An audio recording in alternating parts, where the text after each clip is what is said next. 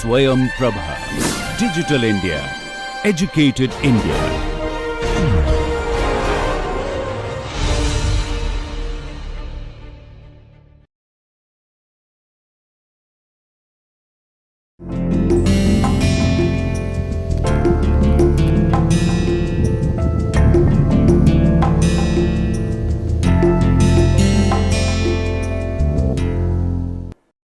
नमस्कार।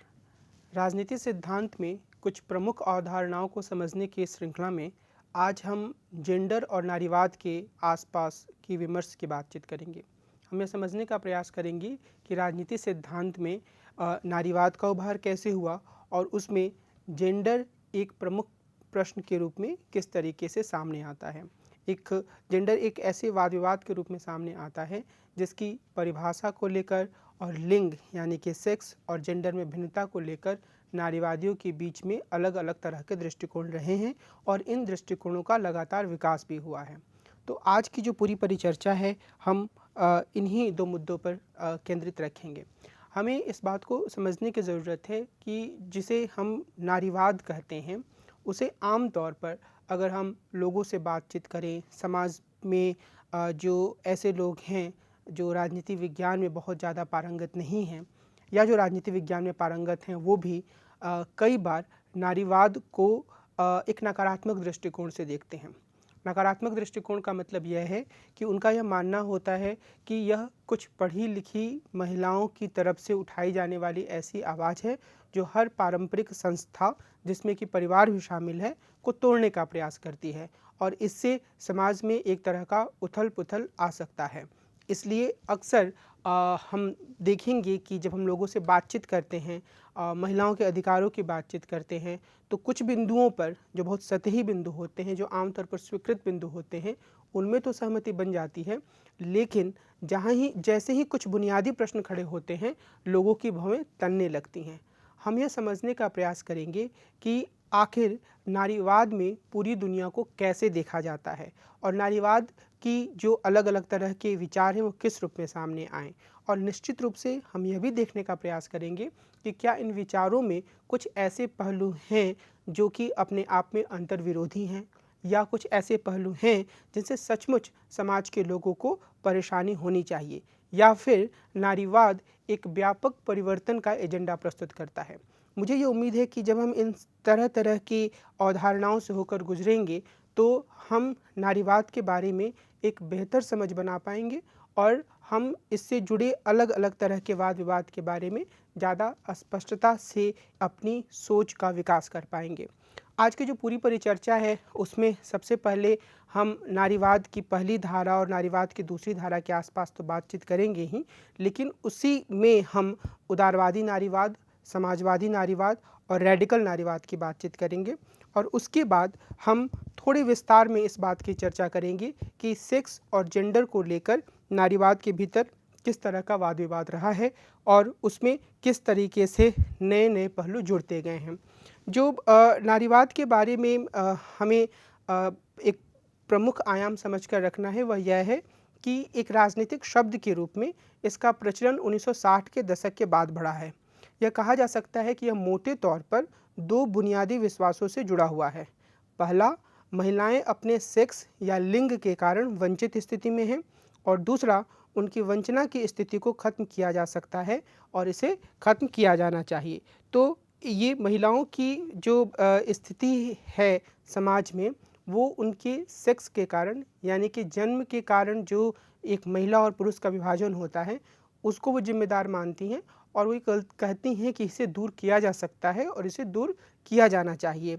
और लेकिन नारीवाद के भीतर जब हम देखेंगे आगे कि अलग अलग तरह की धाराएं हैं, लेकिन कुछ ऐसे बिंदु हैं जिस पर हर प्रकार की नारीवादी धारा ने ध्यान दिया है और उसमें मैं यहाँ पर 3 बिंदुओं की शिनाख्त करूँगा और उसमें से जो आखिरी बिंदु है सेक्स और जेंडर, उसके बारे में हम अपनी चर्चा के दूसरे भाग में ज़्यादा विस्तार से आएंगे। लेकिन जो 2 पहलू हैं, एक सार्वजनिक निजी का विभाजन और दूसरा पितृसत्ता, इसके बारे में मेरी यह कोशिश होगी कि अभी हम एक समझ का विकास कर लें। जो एक सबसे महत्वपूर्ण बात है कि हम आम जीवन में भी यह पाते हैं कि लोग अपने सामाजिक जीवन और पारिवारिक जीवन को दो अलग अलग दायरों के रूप में रखते हैं। इसका क्या मतलब है? इसका मतलब यह है कि वो ये मानते हैं कि जो परिवार है वह उनका बहुत ही निजी मामला है और परिवार के भीतर वो जिस तरीके का व्यवहार करते हैं या जिस तरह की ज़िंदगी जीते हैं उसके ऊपर बाहर की दुनिया को दखलंदाजी करने का, उसमें हस्तक्षेप करने का, उसमें रोक-टोक लगाने का कोई अधिकार नहीं है। राजनीतिक सिद्धांत के भीतर भी यही हुआ और एक लंबे समय तक जो भी सैद्धांतिकरण किया गया उसमें परिवार को बाहर रखा गया और ज़्यादा से ज़्यादा सार्वजनिक क्षेत्र पर ही जोर दिया जाता रहा और उस सार्वजनिक क्षेत्र में भी पुरुषों को लेकर ही संकल्पना हुई। तो नारीवाद के भीतर जो एक प्रमुख विचार सामने आया उसमें इस बात पर जोर दिया गया कि सार्वजनिक और निजी के बीच का जो ये विभाजन है असल में वह एक दिखावटी विभाजन है और इस विभाजन से आगे जाने की ज़रूरत है। अब हम आगे देखेंगे कि नारीवाद के भीतर कई अलग अलग तरह की धाराएं विकसित हुईं और इन अलग अलग तरह की धाराओं ने सार्वजनिक और निजी के विभाजन को कुछ अलग अलग तरीके से समझा। मिसाल के तौर पर उदारवादी नारीवादी कुछ हद तक ये स्वीकार करने के लिए तैयार होती हैं कि कुछ महिलाओं की कुछ भूमिका परिवारों से जुड़ी होती है, लेकिन उनका जोर इस बात पर रहता है कि परिवार में भी उनका सम्मान होना चाहिए और सार्वजनिक क्षेत्रों में भी उन्हें ज़्यादा मौका मिलना चाहिए। इस बिंदु पर हम जब उदारवादी नारीवाद की बात करेंगे तो उस पर विस्तार से चर्चा करेंगे। जो समाजवादी नारीवादी हैं उनका यह मानना है कि जो परिवार है असल में वह भी पूंजीवादी शोषण का एक औजार बन जाता है और पूंजीवादी शासन को कायम रखने का एक संयंत्र है। इसलिए ज़रूरी है कि परिवार पर भी या निजी दायरे पर भी खुलकर विचार किया जाए। जो रेडिकल नारीवादी हैं वह निजी राजनीतिक है का नारा देती हैं। इसका मतलब यह है कि जिसे निजी कहकर ढक कर रखा गया है कि इस पर किसी तरह की चर्चा नहीं होनी चाहिए, उस पर भी विस्तार से चर्चा किए जाने की ज़रूरत है और उसके हर एक पहलू पर खुलकर बात करने की ज़रूरत है, ठीक वैसे ही जैसे हम राजनीति के बारे में चर्चा करते हैं। और जब हम पितृसत्ता की बात करते हैं तो पितृसत्ता एक ऐसी अवधारणा के रूप में सामने आता है जो कि नारीवाद के भीतर एक केंद्रीय अवधारणा बन चुका है। पितृसत्ता को अगर हम बहुत सरल शब्दों में इसकी व्याख्या करें तो हम यह कह सकते हैं कि यह एक पिता रूपी जो एक सत्ता है या पिता रूपी जो एक संस्था है यानी कि पुरुष का वर्चस्व, उसके बारे में बात करता है। और इसमें मुख्य रूप से अगर हम ज़्यादा एक स्पष्ट तरीके से इसका विकास करें तो यह कहा जाता है इसमें कि पितृसत्ता में ऐसी चीज़ों को तैयार किया जाता है, अगर पितृसत्ता है तो उसके भीतर सारी व्यवस्था को इस तरीके से तैयार किया जाता है मानो पुरुष ही इस दुनिया के केंद्र में है और दुनिया की सारी वस्तुएं, सारी व्यवस्थाएं पुरुषों के फ़ायदे के लिए हैं और उसमें एक खास तरह का मानक बना दिया गया है कि पुरुष होने का क्या मतलब है। इस मानक में कई नारीवादी यह जोर देती हैं कि कुछ महिलाओं को भी कभी कभी लाभ की स्थिति मिल जाती है, जैसे सास के रूप में भारतीय परिवारों में महिलाएं थोड़ी सशक्त होती हैं, लेकिन कुल मिलाकर यह जो पूरी व्यवस्था होती है वो पुरुषों के लिए फ़ायदेमंद होती है, पुरुषों को ध्यान में रखकर तैयार की जाती है। और अगर इस व्यवस्था में कोई पुरुष भी जो मानक तैयार किए जाते हैं उनके अनुसार काम नहीं करता है तो उसे भी एक तरीके से हेय माना जाता है, उसकी आलोचना की जाती है, उसकी निंदा की जाती है, उसका उपहास उड़ाया जाता है। तो अगर हम देखें कि अलग अलग जो नारीवादी हैं उसमें जो रेडिकल नारीवादी हैं वो पितृसत्ता की सबसे गहनतम व्याख्या करती हैं। वो कहती हैं कि जीवन के हर आयाम में शादी ब्याह से लेकर यौनिक संबंधों से लेकर परिवार के मामले और सार्वजनिक जीवन, हर जगह एक तरीके से पितृसत्ता का वर्चस्व है। जो समाजवादी नारीवादी हैं उनका जोर इस बात पर रहता है कि यह पूंजीवाद के साथ मिलकर महिलाओं पर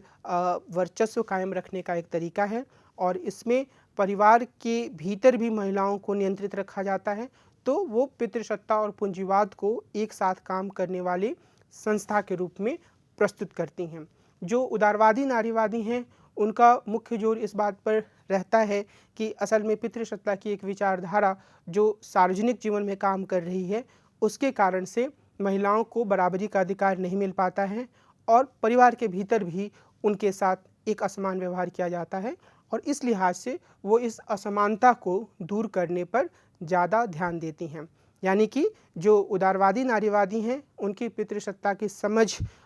सुधारों की तरफ ले जाती है, जो समाजवादी नारीवादी हैं वो पूंजीवाद और पितृसत्ता दोनों को खतरनाक मानते हुए उस पर हमला करने की बात करती हैं, और जो रेडिकल नारीवादी हैं वो पूरी तरीके से इन चीज़ों को ख़त्म करने की बात करती हैं, जो पूरी संरचना है, और उसके आधार पर कुछ नया निर्माण करने की बात करती हैं। हालांकि इनके भीतर अलग अलग तरह की धाराएं हैं जिनके बारे में हम आगे चर्चा करेंगे। सेक्स और जेंडर के बारे में अभी मैं विस्तार से बात नहीं करूंगा, मैं सिर्फ इतना कहना चाहूँगा कि जो सेक्स है उसका मतलब ये होता है कि जिन व्यक्तियों का, यानी कि जो बच्चों का जब जन्म होता है तो वो अपने जन्म से किसी ना किसी सेक्स से जुड़े होते हैं, तो इसे एक बार प्राकृतिक माना गया। और जो जेंडर है वो एक तरीके से माना गया कि वो संस्कृति का उत्पाद है,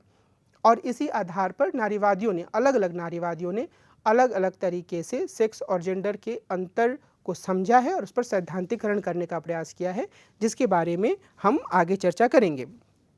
अब हम बहुत ही संक्षेप में उदारवादी नारीवाद, समाजवादी नारीवाद और रेडिकल नारीवाद को समझने का प्रयास करेंगे। अमूमन मैरी वोस्टनक्राफ्ट द्वारा लिखित a vindication of rights of women, जो कि 1792 में प्रकाशित हुई थी, को आधुनिक नारीवाद की आरंभिक पुस्तक माना जाता है। इस दौर को नारीवाद की पहली धारा के रूप में जाना जाता है, और जो मैरी वोस्टनक्राफ्ट थी उन्होंने इस बात पर जोर दिया कि जो अधिकार पुरुषों को दिए जाते हैं सार्वजनिक जीवन में, मसलन शिक्षा का अधिकार, मताधिकार का अधिकार, संपत्ति रखने का अधिकार, वो सभी अधिकार महिलाओं को भी दिए जाने चाहिए, और हर तरह के कानूनी और राजनीतिक अधिकारों को समान रूप से महिलाओं को देने पर जोर दिया गया। 19वीं सदी में इंग्लैंड और अमेरिका में कई महिला कार्यकर्ताओं ने महिलाओं को मताधिकार देने का आंदोलन चलाया। जॉन स्टुअर्ट मिल जैसे कई पुरुष सिद्धांतकारों ने भी महिलाओं को मताधिकार देने का समर्थन किया। जॉन स्टुअर्ट मिल ने हैरियट टेलर, जो उनकी पत्नी थी, उनके साथ मिलकर एक पुस्तक लिखी on the subjection of women. इसमें उन्होंने लिंग के आधार पर भेदभाव की आलोचना की, और नारीवाद की दूसरी धारा में भी कई ऐसी नारीवादी सामने आईं जिन्होंने निजी सार्वजनिक विभाजन की आलोचना की। अब ये जब हम नारीवाद की दूसरी धारा की बात करते हैं तो हमें यह याद रखने की ज़रूरत है कि असल में ये 1960 के दशक में आरंभ हुआ, और उसका जो शुरुआती बिंदु था वह यह था कि जो नारीवाद की प्रथम धारा थी, जिसमें कि कानूनी अधिकारों के माध्यम से महिलाओं की मुक्ति को सुनिश्चित करने का प्रयास किया गया, वह नाकाम रही है। लेकिन इसका अर्थ यह नहीं है कि जो उदारवादी नारीवाद है उसकी भूमिका खत्म हो गई। उदारवादी नारीवाद की दूसरी धारा में, जिसमें कि परिवार के भीतर की असमानता, पितृसत्ता की गहन जकड़न और रेडिकल नारीवाद के उभार, इन सब पहलुओं पर जोर दिया गया, उसमें भी उदारवादी नारीवाद के कई पहलू प्रासंगिक बने रहें। मिसाल के तौर पर जब बेटी फ्रीडन ने अपनी पुस्तक द फेमिनिन मिस्टिक का प्रकाशन किया तो उसमें उन्होंने इसी बात पर जोर दिया कि किसी भी तरीके से जो यह दिखाया जाता है कि महिलाएं स्वाभाविक रूप से परिवार में रहना पसंद करती हैं, बच्चों को पालना पोसना ही उनका मुख्य काम होता है, वह असल में एक तरीके का रहस्य तैयार करना है। हकीकत यह है कि महिलाएं भी बाहर काम करना चाहती हैं, वे भी चाहती हैं कि उन्हें समान अधिकार मिले, वे भी चाहती हैं कि वे राजनीति में और रोजगार के अन्य क्षेत्रों में जाएं और वहां समान रूप से भागीदारी करें। तो इस आधार पर हम यह कह सकते हैं कि उदारवादी नारीवाद अभी भी, यानी कि नारीवाद के दूसरे दौर में भी काफ़ी हद तक प्रासंगिक बना रहा। अगर हम इसकी कुछ प्रमुख विशेषताओं पर ध्यान दें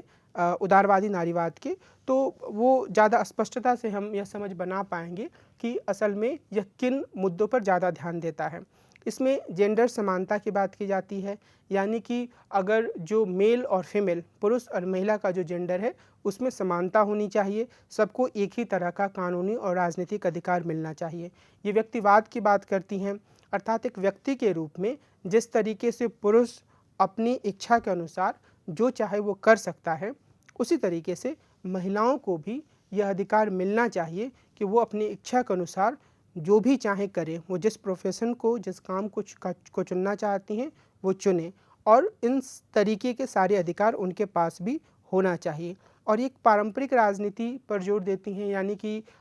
इस लिहाज से हम कह सकते हैं कि उदारवादी नारीवाद महिलाओं को राजनीतिक रूप से ज़्यादा सशक्त बनाने की बात करता है। उसका यह मानना है कि अगर महिलाओं का प्रतिनिधित्व बढ़ेगा, उन्हें कानूनी समानता मिलेगी, उन्हें विविध तरह के कानूनी अधिकार मिलेंगे, तो वो अपनी मुक्ति की ओर आगे बढ़ेंगी। तो जब हम पारंपरिक राजनीति की बात करते हैं तो इसका अर्थ यही है कि पारंपरिक तरीके से जो सशक्तिकरण की एक पूरी अवधारणा रही है उदारवाद के भीतर, उसका अनुसरण उदारवादी नारीवादी भी करती हैं और ये कहती हैं कि सार्वजनिक क्षेत्र तक महिलाओं की पहुंच बढ़नी चाहिए, उन्हें परिवार के दायरों तक सीमित नहीं रखना चाहिए और महिलाओं को भी पुरुषों की तरह समान अधिकार और अवसर मिलने चाहिए। और ये बोलती हैं, जो ये बहुत महत्वपूर्ण बात है, जो उदारवादी नारीवाद की एक खास विशेषता बन जाती है, कि असल में सुधार किया जा सकता है और सुधार के माध्यम से महिलाओं की स्थिति बेहतर बनाई जा सकती है। तो अभी भले ही बहुत ज़्यादा असमानता समाज में व्याप्त है, लेकिन अगर हम एक व्यवस्था को सुधारने का प्रयास करें तो उस वैसा करके हम बहुत सारी चीज़ों को बेहतर बना सकते हैं और फिर ये राजनीतिक सक्रियता को बढ़ाने की बात करती हैं। अब अगर हम हिंदुस्तान के परिप्रेक्ष्य में देखें तो हम यह कह सकते हैं कि असल में उदारवादी नारीवादियों की जो चिंताएं हैं वो हिंदुस्तान और शायद पश्चिमी देशों में भी और विकासशील देशों में तो काफ़ी ज़्यादा प्रासंगिक हैं। कैसे? अब अभी हमारे समय में मुख्य चिंता अगर हम देखें हाल फिलहाल के वाद विवाद में, तो अलग अलग तरह के प्रश्नों के अलावा यह प्रश्न जरूर रहा है कि जो प्रतिनिधि निकाय हैं, रिप्रेजेंटेटिव बॉडीज़ हैं, जैसे संसद, जैसे पंचायत, जैसे विधानसभाएं, वहाँ पर महिलाओं का प्रतिनिधित्व कैसे बढ़े। हमारे देश में यह भी एक बहुत बड़ा मुद्दा रहा है कि माता पिता की संपत्ति पर महिलाओं की यानी कि लड़कियों की समान अधिकार को सुनिश्चित किया जाए। हमारे यहाँ यह भी बहुत बड़ा मुद्दा रहा है कि तलाकशुदा महिलाओं को किस तरीके से एक अधिकार दिया जाए या फिर जो घरेलू हिंसा होती है उसके लिए कानून बनाकर उस पर कैसे नियंत्रण किया जाए, दहेज के कारण जो हिंसा होती है उसे किस तरीके से ठीक किया जाए। तो उदारवादी नारीवाद का जो पूरा एजेंडा है कि असल में कानून बनाकर राजनीतिक सक्रियता करके इन चीज़ों को बेहतर बनाया जा सकता है, सुधारा जा सकता है, वह काफ़ी प्रासंगिक है। और हम देखेंगे कि हमारे देश में और विभिन्न देशों में महिला संगठन, महिला कार्यकर्ता इसी तरीके से सुधार करके कानूनों के माध्यम से महिलाओं की स्थिति बेहतर बनाना चाहती हैं। तो इस लिहाज से उदारवादी नारीवाद काफ़ी प्रासंगिक है। समाजवादी नारीवाद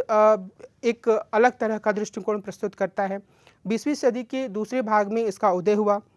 समाजवादी नारीवादी उदारवादी नारीवादियों के स्तर को स्वीकार नहीं करते हैं कि महिलाएं सिर्फ कानूनी या राजनीतिक वंचनाओं का सामना कर रही हैं। इनका यह मानना है कि सामाजिक और आर्थिक व्यवस्थाएं भी महिलाओं के खिलाफ हैं, इसलिए महिलाओं की स्थिति सुधारने के लिए इनमें बुनियादी स्तर पर बदलाव करने की ज़रूरत है, यानी कि सामाजिक और आर्थिक व्यवस्था में बदलाव करने की ज़रूरत है। और वो इसी संदर्भ में पितृसत्ता को समझने पर जोर देती हैं कि ये कुछ ऐसी सामाजिक और आर्थिक व्यवस्थाएं निर्मित करता है जिसके माध्यम से पूंजीवाद को काम करने में आसानी होती है और वह महिलाओं की पूरी स्थिति पर नियंत्रण रखता है। इस संदर्भ में फ्रेडरिक एंगल्स द्वारा लिखित पुस्तक के विश्लेषण का उपयोग किया जाता है। फ्रेडरिक एंगल्स ने अपनी पुस्तक the origin of the family, private property and the state, जो कि 1884 में प्रकाशित हुई थी, उसमें वे परिवार की उत्पत्ति और महिलाओं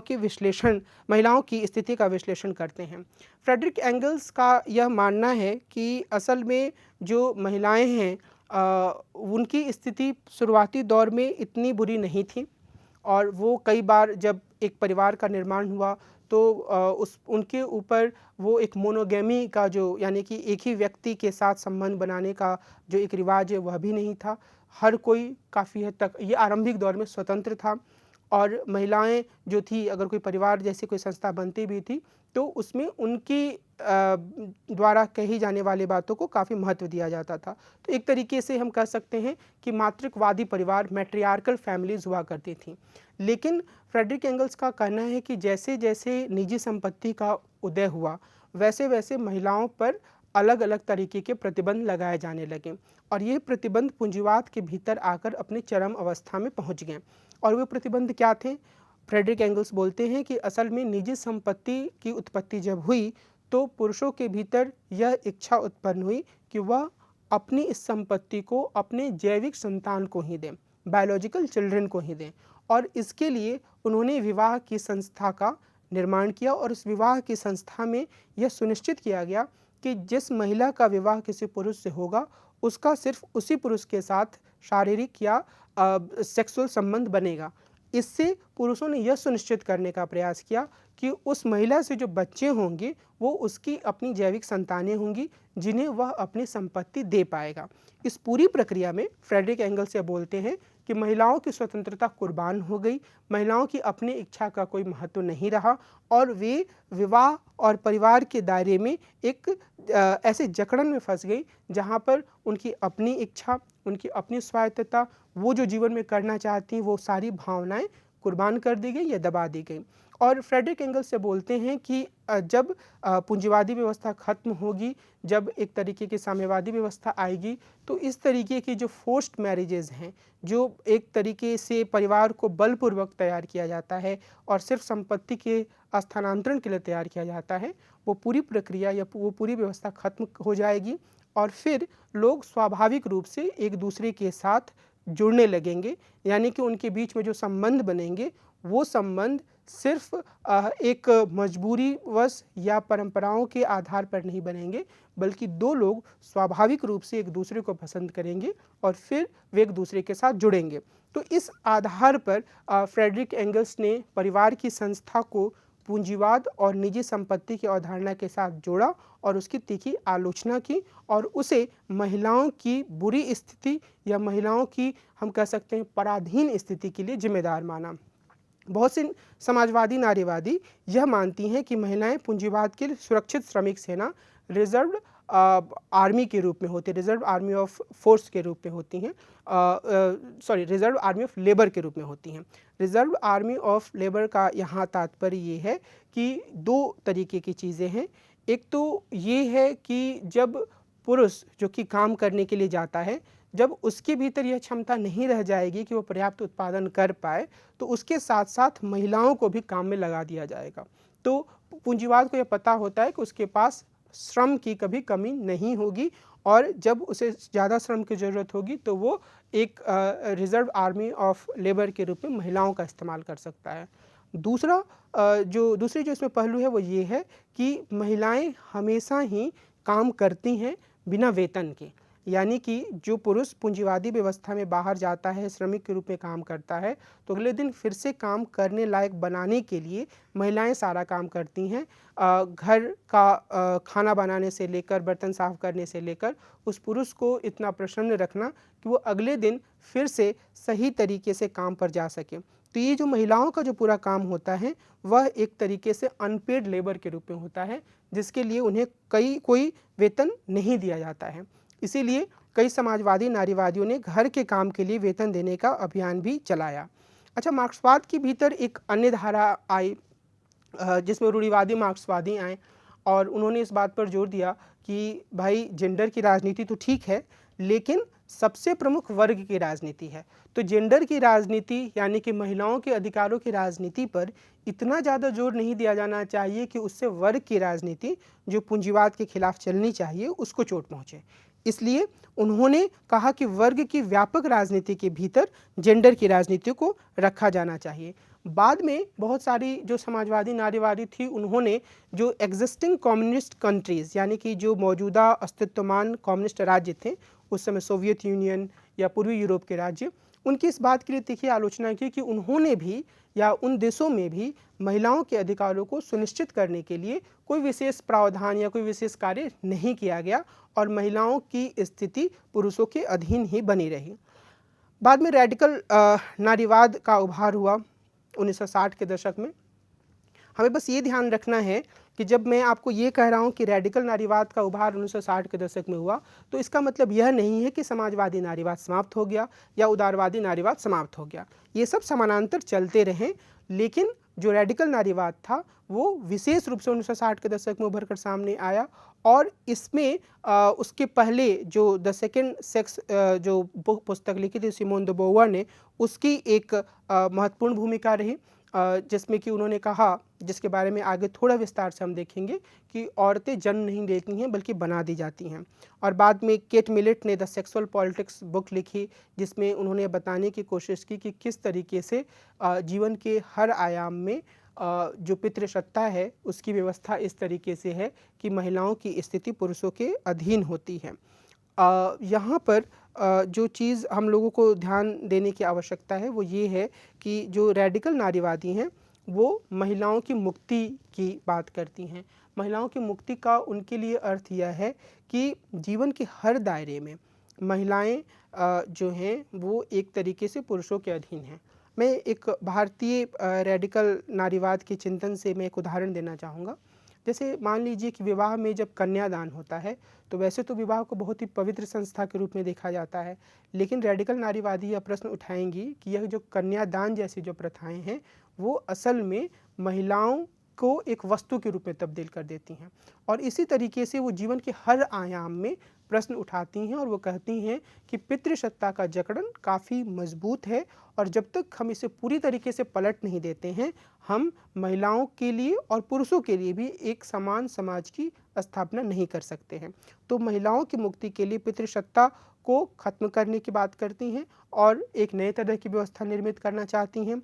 जैसा मैंने आरंभ में बताया था वो निजी राजनीतिक है का दावा करती हैं। निजी राजनीतिक है का मतलब सीधे तौर पर यह है कि जो सैद्धांतिकरण राजनीतिक सिद्धांत में या जो व्यवहारिक राजनीति में जो बातें होती रही हैं, सैद्धांतिकरण और बातें दोनों ही सार्वजनिक दायरे तक सीमित रही हैं। और रेडिकल नारीवादियों का कहना है कि उसे परिवार के भीतर तक ले जाने की ज़रूरत है, यानी कि जो महिलाएं परिवार के भीतर किस तरीके से रहती हैं, क्या परिवार के भीतर पुरुष यानी कि उनके पिता या उनके पुत्र या उनके पति उनके साथ सही व्यवहार करते हैं, समान व्यवहार करते हैं, क्या लड़के और लड़कियों को समान मौका मिलता है, क्या कुछ निश्चित तरीके के काम महिलाओं के लिए तय कर दिए गए हैं। ये सारे पहलू जो हैं वो राजनीति के दायरे पर आते हैं, यानी कि इन सभी पहलुओं के साथ समानता, स्वतंत्रता, न्याय और अधिकार जैसे आयाम को जोड़ा जाना चाहिए। आमतौर पर जो परिवार में मान लिया जाता है कि लोग प्यार के कारण, एक दूसरे से स्नेह के कारण, एक दूसरे के प्रति चिंता के कारण काम करते हैं,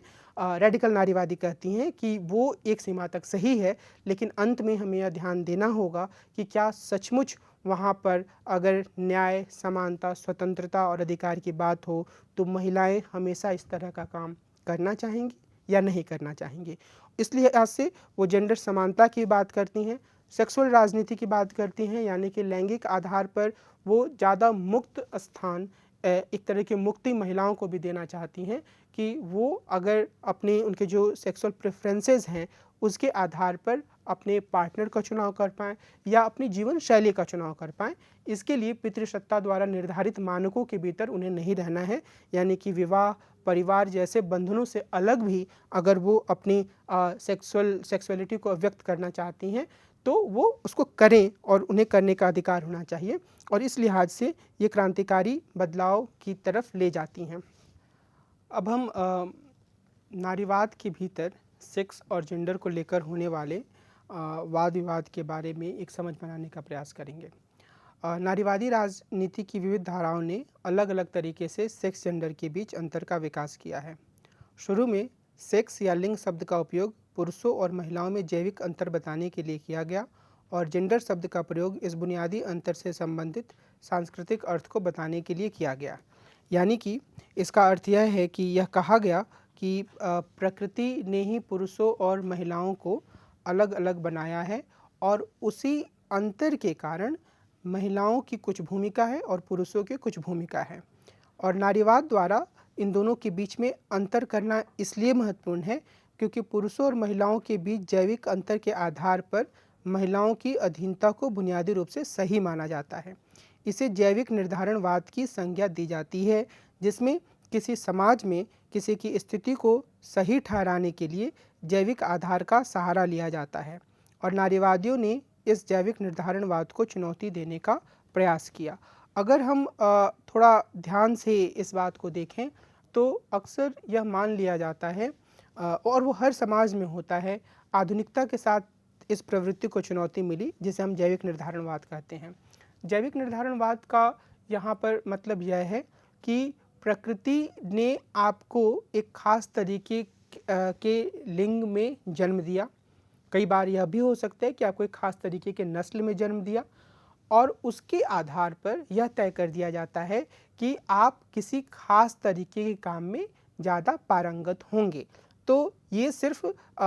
स्त्रियों और पुरुषों के मामले में ही नहीं होता है, बल्कि आम तौर पर यह मान लिया जाता है कि अगर किसी खास जाति या किसी खास नस्ल में कोई व्यक्ति जन्म लेता है, तो जन्म के बाद वह अपने नस्ल या अपनी जाति के कारण कुछ खास तरीके के कामों में ज़्यादा पारंगत होगा। यानी कि मान लिया जाता है हिंदुस्तान के समाज में कि अगर कोई ब्राह्मण का बेटा है तो वो शायद पढ़ने लिखने के काम में ज़्यादा आगे जाएगा। और इस तरीके का जैविक निर्धारणवाद जो है वह समाज में असमानता को कायम रखने और शोषण को कायम रखने का एक तरीका होता है। महिलाओं के संदर्भ में भी यही किया जाता रहा, यानी यह कहा जाता रहा कि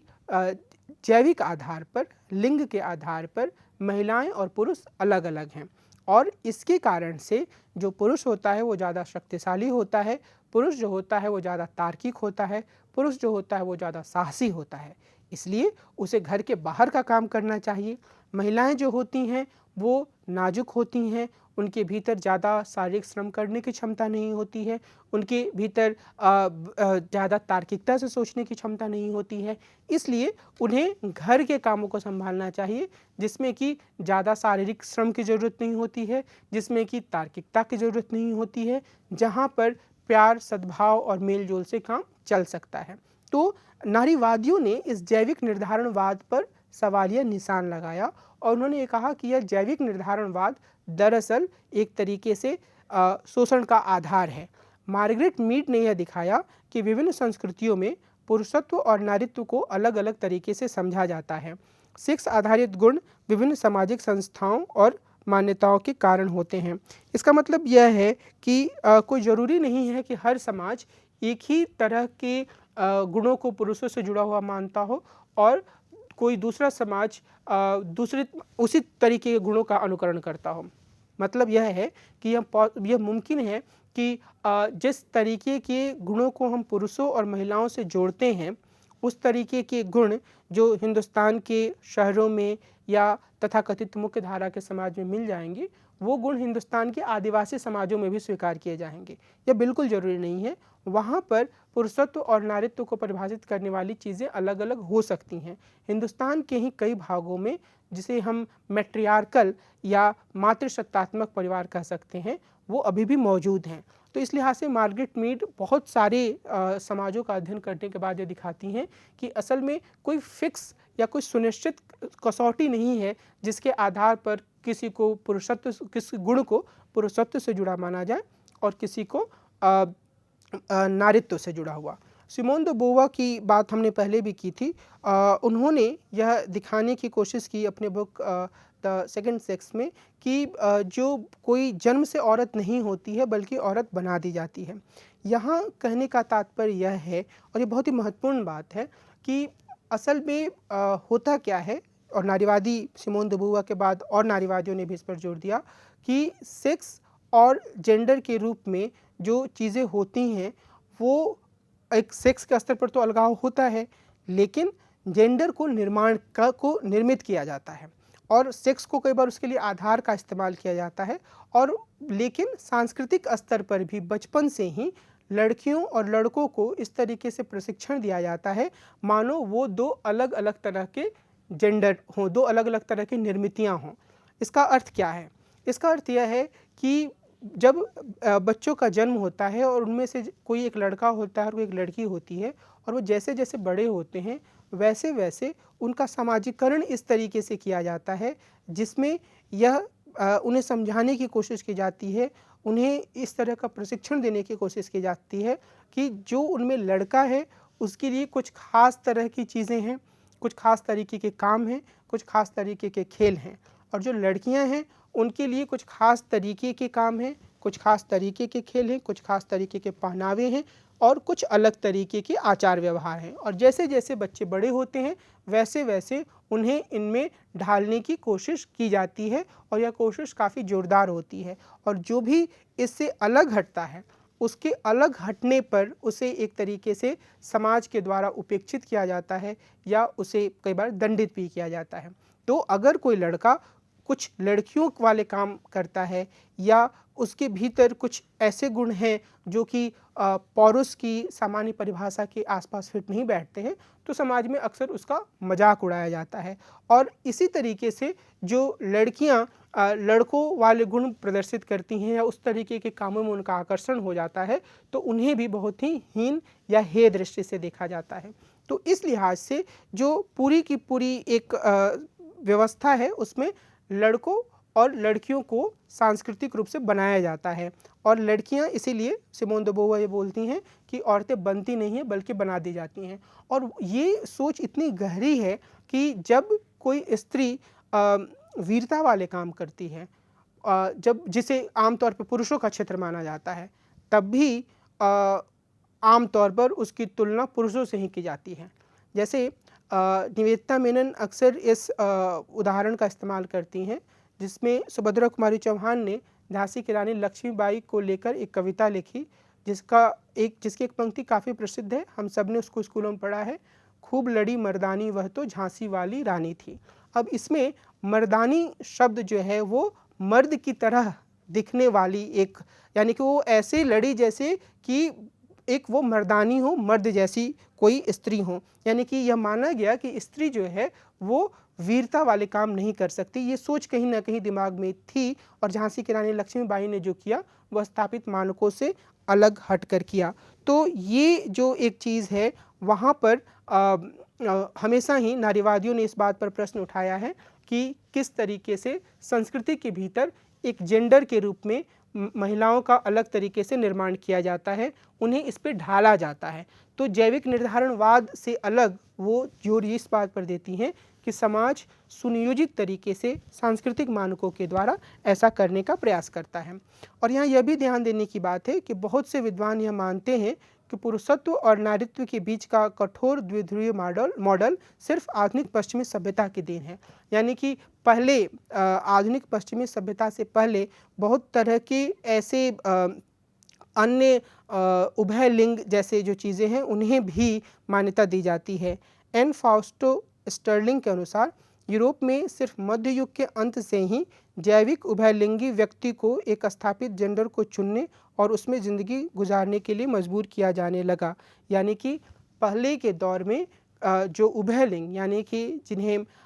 हम कह सकते हैं हिंदुस्तान में उन्हें किन्नर कहा जाता है, वो मजबूर नहीं किए जाते थे कि वो या तो अपने आप को पुरुष के रूप में दिखाएं या स्त्री के रूप में दिखाएं। वे बहुत ही स्वाभाविक तरीके से अपनी ज़िंदगी अपने उस लिंग के साथ, उभय लिंग के साथ गुजार सकते थे। निवेदिता मेनन भी रामानुजन को उद्धृत करते हुए बताती हैं कि आधुनिक दौर के पहले के भारतीय संस्कृतियों में भी विविध तरीके के सेक्सुअल पहचानों के लिए काफ़ी स्थान था। और इसका मतलब यह है कि ये सारी चीज़ें एक आधुनिकता के दायरे में आईं, जिसमें कि यह कहा जाने लगा कि या तो एक व्यक्ति पुरुष हो सकता है या फिर एक स्त्री हो सकता है। और लेकिन सेक्स और जेंडर के बीच में जो ये वाद विवाद है नारीवाद के भीतर, उसमें पिछले कुछ समय में काफ़ी हद तक बदलाव भी आया है। काफ़ी नई तरह की चीज़ें उसमें जुड़ी हैं, नए तरह के वाद विवाद उसमें जुड़े हैं, जिन्हें समझना काफ़ी आवश्यक है। और इसमें 4 तरीके के मुख्य विकास हुए हैं।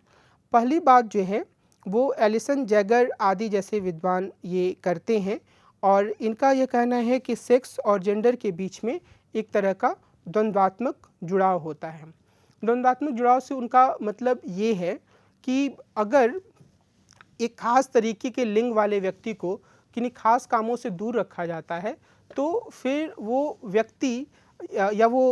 उस लिंग का से जुड़े व्यक्ति कई पीढ़ियों के बाद असल में वैसे ही बन जाते हैं। यानी कि अगर हम अपने शरीर के किसी अंग का इस्तेमाल नहीं करते हैं, तो काफ़ी समय के बाद वो अंग अपने आप शिथिल या एक तरीके से हम कह सकते हैं कि अनुपयोगी सा बन जाता है। तो एलिसन जैगर का यह कहना है कि जब एक बार महिलाओं को घर के कामों तक सीमित कर दिया गया और उनसे यह कहा गया कि आप घर के काम ही करेंगी, तो कई पीढ़ियों के बाद महिलाओं की, यानी कई पीढ़ियों से यहाँ पर मतलब है कि 10 पीढ़ी 20 पीढ़ी या उससे भी ज़्यादा, मानव सभ्यता के आरंभ से लेकर अभी तक महिलाओं की शारीरिक स्थिति ऐसी हो गई जिससे वो खुद को इस तरीके के मजबूत शारीरिक श्रम वाले कामों को करने में असमर्थ पाने लगीं। और जो एलिसन जैगर हैं वो इस बात पर जोर देती हैं कि असल में हम सीधे तौर पर यह नहीं कह सकते हैं कि जो महिलाएं हैं वो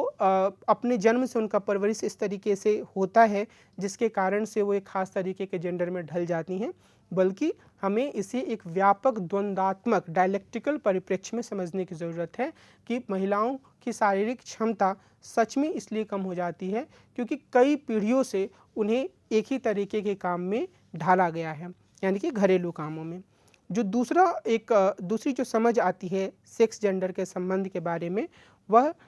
रेडिकल नारीवाद से जुड़ी हुई है, जिसने बिल्कुल ही एक अलग तरह की अवधारणा प्रस्तुत की है। इनका तर्क यह है कि नारीवादियों को विभिन्न लिंगों के बीच में अंतर की उपेक्षा नहीं करनी चाहिए। यानी कि ये मैंने आपको पहले भी कहा था कि जो रेडिकल नारीवाद है उसमें कई तरह की धाराएं सामने आ सकती हैं। तो एक धारा तो है जो कि पितृसत्ता को पूरी तरीके से तहस नहस करना चाहती है, पर ये जो दूसरी धारा है उसमें इस बात पर जोर दिया जाता है कि जो विभिन्न लिंग हैं उनके बीच में अंतर की उपेक्षा नहीं की जानी चाहिए। यानी ये यह स्वीकार करते हैं कि कुछ ऐसी चीज़ें होती हैं जो ख़ास तौर पर पुरुषों से जुड़ी हुई होती हैं और कुछ ऐसी चीज़ें होती हैं जो ख़ास तौर पर महिलाओं से जुड़ी होती हैं। और इसके लिए जो विभिन्न लिंगों के बीच में जो अंतर होता है उसके लिए सिर्फ संस्कृति को जिम्मेदार नहीं माना जा सकता है, बल्कि कुछ प्रकृति प्रदत्त चीज़ें भी होती हैं। इस संदर्भ में हम सुजन ग्रिफिन और एंड्रिया डॉकिन जैसे रेडिकल नारीवादियों का उल्लेख कर सकते हैं, जिनका यह मानना है कि महिलाओं की प्रजनन से जुड़ी भूमिका, गर्भधारण और माता के रूप में उनका अनुभव बाहरी दुनिया से उनके संबंधों को प्रभावित करता है। इसका अर्थ यह है कि एक महिला जब इस तरीके के अनुभवों से गुजरती है तो वो बाहरी दुनिया को भी एक अलग दृष्टिकोण से देखने लगती है। यानी कि वो बाहरी दुनिया में एक उसी तरीके से चीज़ों को देखती है, उसी एक स्नेह, प्यार या जुड़ाव की भावना से, जैसे कि वह अपने जीवन के विविध अनुभवों में पाती है। माँ के रूप में अपने अनुभव में जो चीज़ें उसे मिलती हैं वो उसी आधार पर बाहरी दुनिया को भी देखने लगती हैं। यानी कि बाहरी दुनिया के प्रति जो उसका दृष्टिकोण होता है, जिसे हम कह सकते हैं, जब ये कहा जाता है कि महिलाएं तार्किक होने से ज़्यादा एक तरीके से एक दूसरे की परवाह करने, एक दूसरे की चिंता करने, प्यार और स्नेह से चीज़ों को देखती हैं, तो वो उसका आधार हम सुजैन ग्रिफिन और एंड्रिया डॉकिन के अनुसार इसी तरीके की स्थिति में पा सकते हैं, जहां उनके जीवन का अनुभव पुरुषों से बिल्कुल अलग होता है। और इस संदर्भ में हम कैरोल गिलिगन का भी विशेष रूप से उल्लेख कर सकते हैं। कैरोल गिलिगन ने इस बात पर जोर दिया था अपनी पुस्तक इन अ डिफरेंट वॉइस में कि पुरुषों और महिलाओं के बीच अंतर को नकारना पितृसत्ता द्वारा नारीगत गुणों को महत्वहीन मानने को स्वीकार करने की तरह है। यानी कि कैरोल गिलिगन यह मानकर चलती हैं कि जो पितृसत्ता है उसके काम करने का आधार क्या है। पितृसत्ता के काम करने का आधार यह है कि वह यह मान कर चलता है कि जो महिलाओं के जो गुण हैं या उनके जो काम हैं वे उतने महत्वपूर्ण नहीं हैं जितने पुरुषों के काम हैं, और इसी आधार पर वो पुरुषों को पूरी दुनिया के केंद्र में रखता है। तो जो कैरोल गिलिगन है उनका यह कहना है कि असल में ज़रूरत इस बात की है कि जो महिलाओं से जुड़े हुए गुण हैं, जिन्हें नारीगत गुण माना जाता है, उनको महत्व दिया जाए। और असल में इस तरीके की नारीवादियों ने जो रॉल्स का न्याय का सिद्धांत था उसकी भी इसी आधार पर तीखी आलोचना की। उनका यह कहना था कि रॉल्स का न्याय का सिद्धांत तर्क, बुद्धि या विवेक या रीज़न की बात करता है, जबकि हकीकत यह है कि जो दुनिया है उसकी अधिकांश समस्याएं इसी रीज़न के कारण हैं, और इस रीज़न के बजाय एथिक्स ऑफ केयर या परवाह की नीति शास्त्र को बढ़ावा देने की ज़रूरत है, जो कि नारीगत गुणों पर आधारित होता है। नारीगत गुण का मतलब क्या है कि स्नेह से दुनिया को देखना, एक दूसरे की परवाह करना और तर्क बुद्धि से ज़्यादा लोगों की भावनाओं को तरजीह देना, इन्हें हमेशा नारीगत गुण माना जाता है। और कैरोल गिलिगन इस बात पर जोर देती हैं कि अगर हम इस दुनिया को एक बेहतर दुनिया बनाना चाहते हैं तो हमें यह कोशिश करनी चाहिए कि इन गुणों को हीनतम ना माना जाए, इन गुणों को कमतर ना माना जाए, बल्कि इन गुणों को दुनिया के मुख्य दायरे में लाया जाए। सिर्फ परिवार ही नहीं बल्कि इन नारीगत गुणों के आधार पर पूरी दुनिया का संचालन किया जाए, जिससे कि दुनिया को ज़्यादा बेहतर बनाया जा सकता है और बहुत सारे जो समस्याएं हैं उनसे बाहर निकला जा सकता है। एक ज़्यादा हालिया दृष्टिकोण जो है वो रेडिकल नारीवादियों से अलग हटकर आया है, और जहां रेडिकल नारीवादी यह मानती हैं कि सेक्स और जेंडर का अंतर लिंग विभेदों की उपेक्षा करता है, यानी कि उनका यह कहना है कि लिंग में अंतर होता है। वहीं उत्तर आधुनिकतावादी नारीवादी यह मानती हैं कि ये विभेद जैविक शरीर पर ज़रूरत से ज़्यादा जोर देते हैं। यानी कि इनका ये कहना है जूडिथ बटलर का इस संदर्भ में कि असल में हम सब जो हैं वो एक हेट्रोसेक्सुअल ग्रिड के भीतर हैं। अब हेट्रोसेक्सुअल ग्रिड में उनका कहना ये है कि सांस्कृतिक मानकों के आधार पर कुछ जैविक चीज़ों की निर्मित की जाती है और उन जैविक चीज़ों को एक प्राकृतिक तथ्य के रूप में प्रस्तुत किया जाता है। इसका अर्थ क्या है? इसका अर्थ ये है, अगर मैं बहुत ही सरल उदाहरण से आरंभ करूं तो, कि यह हम सबको यह सिखाया जाता है कि जो स्वाभाविक संबंध है स्त्री और पुरुष के बीच में ही होता है। अगर हम सेक्सुअल संबंधों की बात करें, परिवार की बात करें, तो उसके इतर जो कुछ भी है वो प्राकृतिक नहीं है, वह अप्राकृतिक है। और इस लिहाज से ये जो एक चीज़ है वो संस्कृति में बनती है, समाज में इसका निर्माण हुआ है और इसको इस तरीके से प्रस्तुत किया जाता है, जूडिथ बटलर बोलती हैं, मानो यह एक नेचुरल फैक्ट हो, एक प्राकृतिक तथ्य हो, एक वैज्ञानिक तथ्य हो। तो असल में इनका यह कहना है कि जो अलग अलग तरह की चीज़ों को, यानी कि जो सेक्स को हमारे सामने प्रस्तुत किया जाता है, उस प्रस्तुतिकरण में विज्ञान या प्राकृतिक तथ्यों पर जोर दिया जाता है, लेकिन असल में वह एक निर्मित होती है समाज की। एलिसन जैगर ने एक अध्ययन किया अमेरिका के बारे में कि ऐसे बच्चे जिनका जन्म होता है और जन्म के बाद वो ना तो पुरुष के लिंग के होते हैं ना स्त्री के लिंग के होते हैं, तो फिर उनका क्या होता है? एलिसन जैगर ने अपने इस अध्ययन में यह पाया कि असल में होता ये है कि जो माता पिता होते हैं वो बच्चों के जन्म के बाद डॉक्टर के पास जाते हैं और डॉक्टर से यह बताने की या यह कहने इस तरह का बदलाव करने की गुजारिश करते हैं कि भाई हमारे बच्चे को आप या तो लड़का बना दीजिए या फिर लड़की बना दीजिए। और इस लिहाज से अगर ये जो पोस्ट मॉडर्निस्ट फेमिनिस्ट हैं जूडिथ बटलर और अन्य, इनका ये कहना है कि अगर यह प्राकृतिक तथ्य है कि प्रकृति ने कुछ चीज़ों को बनाया है, तो फिर लोग उसमें बदलाव क्यों करते हैं? लोग उसमें बदलाव अपने सांस्कृतिक परिवेश के कारण करते हैं, क्योंकि उन्हें यह लगता है कि प्रकृति ने एक खास तरीके से बच्चे को दे दिया हमें, लेकिन अगर यह समाज द्वारा परिभाषित मानकों के अनुसार नहीं होगा तो समाज इसे स्वीकार नहीं करेगा और हमारे यानी कि उनके बच्चों की ज़िंदगी, जो कि हम कह सकते हैं उभय लिंग के रूप में है, किन्नर के रूप में है, उनका जो सेक्स है वह स्पष्ट नहीं है कि वो लड़की है या लड़का है, तो उनकी ज़िंदगी आने वाले समय में समाज में बड़ी ही एक तरीके से दुखद हो जाएगी, उन्हें कई तरीके की बाधाओं का सामना करना पड़ेगा। तो इस लिहाज से इनका ये कहना है कि ये जो विभाजन है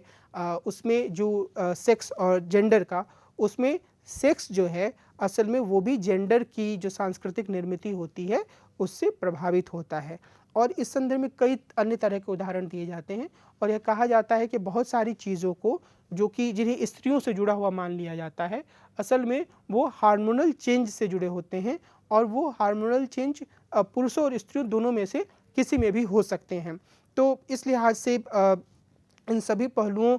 की आलोचना करने की ज़रूरत है और इन्हें एक नए दृष्टिकोण से देखे जाने की ज़रूरत है। तो ये जो तीसरी धारा है उसमें इस पहलू पर जोर दिया जाता है कि हमें लिंग को भी सामाजिक निर्मिति के रूप में या समाज और संस्कृति के द्वारा बनाई गई वस्तु के रूप में देखने की ज़रूरत है।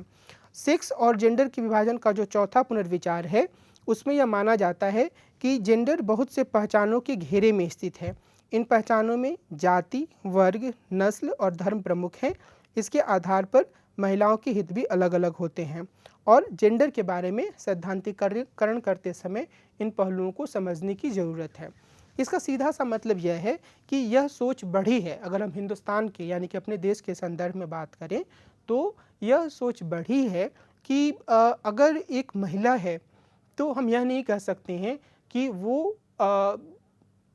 उसी समस्या का सामना कर रही है जैसे समस्या का सामना दूसरी महिला कर रही है। मिसाल के तौर पर अगर एक महिला का जन्म दिल्ली में होता है और किसी एक अन्य महिला का जन्म बिहार या हरियाणा के पिछड़े हुए गांव में होता है, एक महिला का जन्म दिल्ली की उच्च जाति में होता है और दूसरी महिला का जन्म बिहार या हरियाणा के पिछड़े गांव की निचली जाति में होता है, तो वो दोनों अलग अलग तरह की परिस्थितियों में होंगी। और जब भी हम नारीवादी दृष्टिकोण से या सेक्स और जेंडर के विभाजन के संदर्भ में उनकी स्थितियों पर बातचीत करेंगे तो हमें उनके बीच के अंतर को ध्यान में रखना होगा। और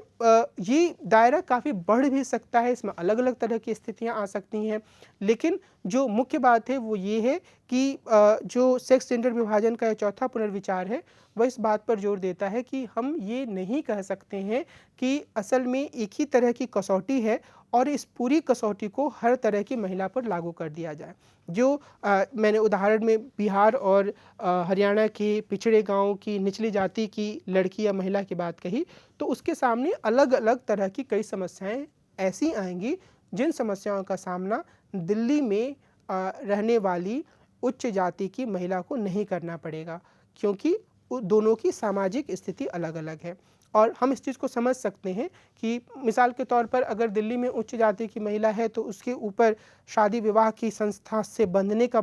जो दबाव है वो थोड़ा देर से आएगा, लेकिन अगर हरियाणा और बिहार की किसी पिछड़े गांव की निचली जाति की महिला है तो उसके ऊपर यह दबाव जैसे ही वो वयस्क होगी वैसे आने लगेगा। दिल्ली की लड़की को पढ़ने का मौका तुलनात्मक रूप से ज़्यादा मिल सकता है बनिस्बत बिहार और हरियाणा की पिछड़ी गांवों की पिछड़ी जाति के महिला के। और इसी तरीके के कई अंतर हो सकते हैं वर्ग के आधार पर, नस्ल के आधार पर, जाति के आधार पर। तो इनका ये कहना है कि जब भी हम इन चीज़ों को विचार करें तो हम इस चीज़ को ध्यान में रखें कि हर महिला जो है वो कई तरीके की पहचानों के घेरे में स्थित है और जब भी हम कोई सैद्धांतिकरण करते हैं तो हमें इन पहचानों पर ध्यान देने की आवश्यकता होती है। 1990 के दशक में अगर हम नारीवाद की स्थिति पर ध्यान दें तो 1990 का दशक और उसके बाद का दशक कुछ खास तरीके के बदलावों का गवाह बना। जैसे एक तो बात यह हुई कि बड़ी संख्या में विकासशील देशों में नारीवादी संगठन उभर कर सामने आए और उन्होंने नारीवाद से जुड़े विमर्श को आगे बढ़ाया। अगर हम हिंदुस्तान या भारत यानी कि अपने देश की बात करें तो मैं देखेंगे कि बहुत सारी जो नारीवादी संगठन हैं वो 1980 के दशक के आखिर और 1990 के दशक के बाद से ज़्यादा सक्रिय हुई और इन्होंने समाज में काफ़ी हद तक बदलाव भी किया। कई महत्वपूर्ण मुद्दों को इन्होंने आगे बढ़ाया। स्त्रियों या लड़कियों की एक पूरी पीढ़ी और लड़कों की एक पूरी पीढ़ी की सोच में इन्होंने बदलाव किया और यह एक गतिशील प्रक्रिया के रूप में अब भी जारी है। लेकिन अगर हम व्यापक परिप्रेक्ष्य में यानी कि पश्चिम को साथ में रखते हुए इस पर बात करें तो इसमें दो तरह की प्रवृत्तियां सामने आती हैं। पहला तो ये है कि जो नारीवादी संगठन थे उनकी रैडिकल प्रवृत्तियां कम हो गई और इसके कारण उत्तर नारीवाद जैसे विचार सामने आए और उत्तर नारीवाद जैसे विचारों में इस बात पर जोर दिया गया कि मोटे तौर पर नारीवाद के लक्ष्य हासिल कर लिए गए हैं, इसलिए अब नारीवादी आंदोलन को नारीवाद से आगे बढ़ने की ज़रूरत है, यानी कि इसे समाज के अन्य पहलुओं या अन्य आयामों पर भी ध्यान देने की ज़रूरत है।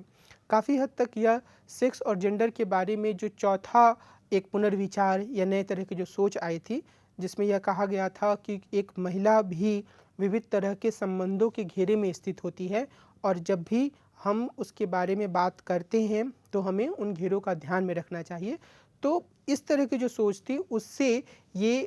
उत्तर नारीवाद जैसी सोच काफ़ी हद तक प्रभावित रही हैं कि असल में अब सिर्फ महिलाओं की बात ना करके ज़रूरत इस बात की है कि अन्य सारे जो तबके हैं, अन्य सारे जो समूह हैं उनको साथ जोड़ते हुए बात किया जाए। हिंदुस्तान के संदर्भ में भी सीधे तौर पर यह तो नहीं है कि नारीवादी यह कहती है कि नारीवाद के लक्ष्य को हासिल कर लिया गया है, लेकिन अब इस बात पर ज़्यादा ध्यान दिया जाने लगा है कि जब हम महिलाओं की बात करते हैं तो हम इस बात पर भी ध्यान रखें कि हमें जो समाज के जो अन्य आंदोलन चल रहे हैं, सीमांत आंदोलन, हाशिए के समूहों के आंदोलन, उसके साथ एक जुड़ाव कायम हो। यानी कि नारीवादी ये चाहती हैं कि इस तरीके के आंदोलनों के साथ जुड़कर एक खास लक्ष्य की तरफ वो खुद को आगे बढ़ाने का काम करें, बजाय इसके कि वो सिर्फ और सिर्फ महिलाओं से जुड़ी हुई बातों को ही उठाएं। तो इसमें एक यह समझ बनी है कि वर्ग के साथ नारीवाद का जुड़ाव हो, जाति के साथ नारीवाद के विश्लेषण आगे बढ़े, या फिर जो अलग तरीके की एक सांप्रदायिकता का जो प्रश्न है उसके बारे में भी एक अलग और ज़्यादा गहरी सोच को सामने लाया जाए। मिसाल के तौर पर शाहबानो मामला जब हिंदुस्तान में आया तो नारीवादियों ने ये एक स्पष्ट स्टैंड लिया कि हमें इसमें जो महिला के साथ गलत हुआ है उसके साथ जाना है, और ये उनका स्टैंड या उनका दृष्टिकोण हमेशा ही कायम रहा। लेकिन बाद के दौर में कई नारीवादी, मिसाल के तौर पर निवेदिता मेनन और अन्य, यह मानने लगी कि असल में ये पूरी की पूरी जो सोच है वो एक तरीके से सांप्रदायिक राजनीति के द्वारा इसका इस्तेमाल किया जा रहा है। तो अब वो जब इस पे अपनी रणनीति बनाती हैं तो वो इन दोनों पहलुओं को ध्यान में रखती हैं। एक, मुस्लिम महिलाओं के अधिकार को सुनिश्चित किया जाना चाहिए, जिसका कि उल्लंघन शाहबानो मामले में किया गया, और दूसरा कि इसमें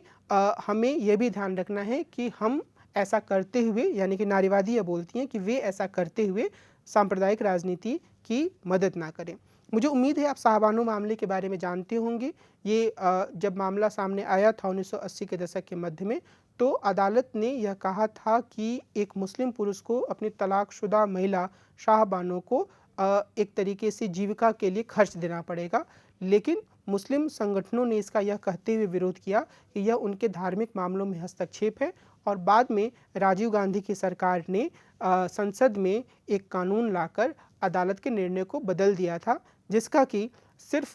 सांप्रदायिक संगठनों ने ही तुष्टीकरण की नीति कहते हुए विरोध नहीं किया, बल्कि महिला संगठनों ने भी विरोध किया। तो ये एक पूरी प्रक्रिया जो है वो पूरे विश्व में देखी जा रही है कि नारीवादी संगठन अब दूसरी तरह की चिंताओं से भी खुद को जोड़ रही हैं। दूसरी प्रक्रिया यह सामने आई है कि नारीवाद के भीतर विविधता बढ़ी है। उदारवादी, समाजवादी, मार्क्सवादी और रेडिकल नारीवादी, जिनकी बात हम लोगों ने की, उसके अलावा कई अन्य तरह के नारीवाद भी सामने आए हैं। उत्तर आधुनिक नारीवाद, ब्लैक नारीवाद, यानी कि महिला जो काली महिलाएं होती हैं, अश्वेत महिलाएं जो होती हैं, उनके परिप्रेक्ष्य से नारीवाद को देखना, उसका विश्लेषण करना, उनकी चिंताओं को विशेष रूप से सामने लाना, इस तरह का नारीवाद। लेस्बियन नारीवाद, यानी कि जो समलिंगी, यानी कि एक महिला दूसरी महिला के साथ जो संबंध बनाती है, उस तरीके से, उस परिप्रेक्ष्य से नारीवाद को देखना, और कई अन्य तरीके के जो LGBT से जुड़े मुद्दे हैं उनको भी इस पूरे दायरे में सम्मिलित करने का प्रयास किया जाता रहा है। तो इस लिहाज से नारीवाद का दायरा बढ़ा है, इससे जुड़े संगठनों का एक जो हम कह सकते हैं विस्तार हुआ है। ऐसे संगठन सामने आए हैं जो अलग अलग तरह की महिलाओं की चिंता को नारीवादी परिप्रेक्ष्य से सामने रख रहे हैं, और हम अपने देश में भी इस तरह की प्रवृत्ति देख सकते हैं। मिसाल के तौर पर इस संदर्भ में दलित नारीवाद का विशेष रूप से उल्लेख किया जाता है, यानी कि दलितों की स्थिति पर नारीवाद के परिप्रेक्ष्य से विचार करने की प्रवृत्ति बढ़ी है। तो कुल मिलाकर हम यह कह सकते हैं कि नारीवाद एक अवधारणा के रूप में राजनीति सिद्धांत में काफ़ी महत्वपूर्ण है, और यह हमारे समाज के लिए भी काफ़ी प्रासंगिक है। इसने हमारे समाज पर काफ़ी गहरा प्रभाव डाला है। अगर मैं एक बार फिर से इस पूरे चर्चा को रोकने से पहले आपका ध्यान इस ओर दिलाना चाहूँगा कि जो नारीवाद है उसके सामने कई अलग तरह की चुनौतियाँ हमेशा से रही हैं। एक चुनौती तो हमेशा ये रही है कि जो मुख्य धारा का समाज जिसे हम कहते हैं, उस तक अपनी बातों को सरलता सहजता से कैसे पहुंचाया जाए। दूसरा कि जिस रूप में नारीवाद का विकास हुआ है, चाहे वो उदारवादी नारीवाद हो, समाजवादी नारीवाद हो, या फिर रेडिकल नारीवाद हो, अगर हम हिंदुस्तान के परिप्रेक्ष्य में देखें और कई अन्य मुस्लिम देशों के परिप्रेक्ष्य में भी, तो एक अलग तरह की प्रवृत्ति बहुत जोरदार तरीके से सामने आई है, और वो है दक्षिण पंथ की ओर झुकाव। और ऐसे कई नारी संगठन या महिला संगठन भी सामने आई हैं जिनका कि दक्षिणपंथी सोच की तरफ झुकाव है। यानी अगर हम हिंदुस्तान के संदर्भ में बात करें तो कई ऐसे संगठन हैं महिलाओं के जो इस बात पर जोर देती हैं कि जो पुरानी प्राचीन सभ्यता है उसमें जो महिलाओं के चरित्र हैं वो हमारे लिए आदर्श चरित्र हैं, और हमें अपने परंपराओं को पूरी तरीके से खारिज नहीं करना है, उनमें कुछ सुधार करना जरूर है, पर मोटे तौर पर हमें उन आदर्श परंपराओं को फिर से स्थापित भी करना है। तो नारीवाद के भीतर जो अलग अलग तरह की धाराएं जिनकी हमने चर्चा की, वो इस तरीके के सोच को लेकर बहुत गहरे स्तर पर सैद्धांतिकरण प्रस्तुत करने में नाकाम रही हैं। और यहाँ तक कि जो अगर हम हिंदुस्तान की बात करें, भारत की बात करें, तो यहाँ पर जो एक नारीवाद का पूरा धड़ा है, पूरा जो तबका है, वह इस तरह की प्रवृत्तियों के बारे में बहुत गहराई से विचार प्रस्तुत करने में असमर्थ रहा है, सिवाय इसके कि उसने इसको दक्षिणपंथ की व्यापक राजनीति से जोड़ दिया है। लेकिन दोनों के बीच में, यानी कि जो दक्षिणपंथी खेमे से जो एक तरह की सोच स्त्रियों के अधिकारों के बारे में या स्त्रियों की भूमिका के बारे में आ रही है, और जो नारीवाद की एक दूसरी धारा है जो परंपरा को पूरी तरीके से आलोचना से देखती रही है, दोनों के बीच में किसी गहन संवाद का अभाव दिखता है। तो इस बात की ज़रूरत है, जैसे कि मैंने अन्य अवधारणाओं की चर्चा में कहा था, कि इस बात की ज़रूरत है कि एक निरंतरता में नए उभर कर सामने आने वाले मुद्दों के संदर्भ में इन सभी पहलुओं पर विचार किया जाए, और तभी हम एक ऐसे सैद्धांतिकरण की तरफ आगे बढ़ सकते हैं जिसमें समाज में आने वाले हर प्रकार की आवाज़ के साथ वाद विवाद हो और हर प्रकार की चुनौतियों को समझने का और उनसे निपटने का प्रयास किया जाए। मैं जेंडर और नारीवाद से जुड़ी अपनी इस पूरी बातचीत को यहीं विराम दूंगा, और मुझे ये उम्मीद है कि इस पूरी परिचर्चा से आप जेंडर और नारीवाद के बारे में कुछ बुनियादी समझ का विकास कर पाए होंगे। सामने ये शब्द आएंगे, आप उनको ज़्यादा बेहतर तरीके से समझ पाएंगे और उन पर विमर्श कर पाएंगे। नमस्कार।